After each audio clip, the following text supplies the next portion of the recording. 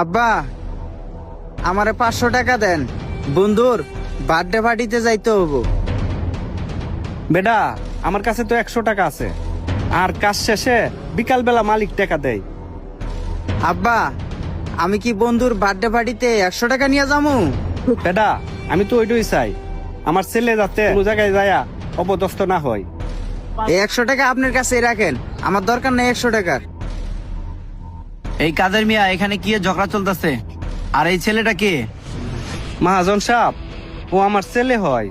তোমার ছেলে বুঝলাম, কিন্তু কাজ বাদ দিয়ে ওর লগে গল্প করতেছো। মন দিয়ে কাজ করো, ঠিক মতো কাজ না হলে কিন্তু আজকে টাকা পাবা না, এই বলে দিলাম। আচ্ছা বেটা, তুই এখানে দাঁড়া, আমি দেখি কোনো টাকার ব্যবস্থা করতে পারি কিনা।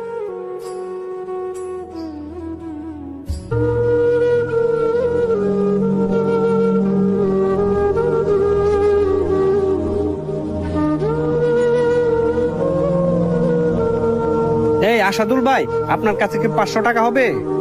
ভাই, কাম শেষে বিকাল বেলা মহাজন টাকা দিব না, তখন আপনার টাকা আমি দিয়া দিব।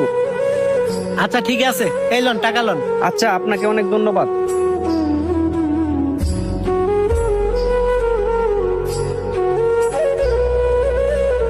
এই বেটা, লও টাকা, আর ভালোভাবে যাইও। আচ্ছা।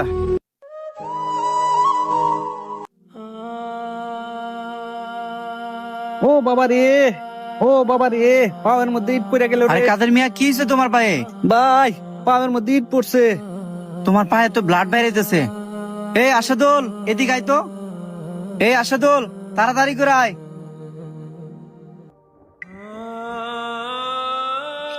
মদন সাহেব, কি হয়েছে, কি হয়েছে?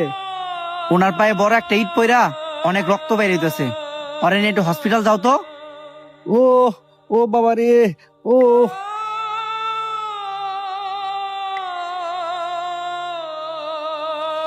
হ্যাঁ, দোকানেই থাক, আমি আইতাছি। বাবা কই যাস? দোকানে যাইতাছি আমার বন্ধুদের সাথে একটু আড্ডা মারতে। বাবা রে, আমরা এমনি এমন খারাপ সময় যাইতাছে, আমি আবার অ্যাক্সিডেন্ট করে পায়ে ব্যথা পাইছি। তুই খরচটা একটু কমায়া করিস বাবা। কি হয়েছে বাবা, সবসময় তুমি আমার খালি উপদেশ দাও? আমি তো এখন বড় হয়েছি, আমার নিজের ভালো মন্দ তো আমি নিজেই বুঝি।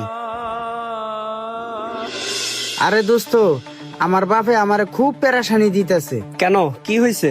ছোট ছোট বিষয় নিয়ে আমার সাথে শুধু শুধু খারাপ ব্যবহার করে। আমি যে একজন মানুষ, আমি যে তার সন্তান, সেটা সে বুঝতেই চায় না। শোন, তোকে একটা কথা বলি, তোর বাবা যে তোকে পেরেশানি দেয়, তোকে বকাঝকা করে,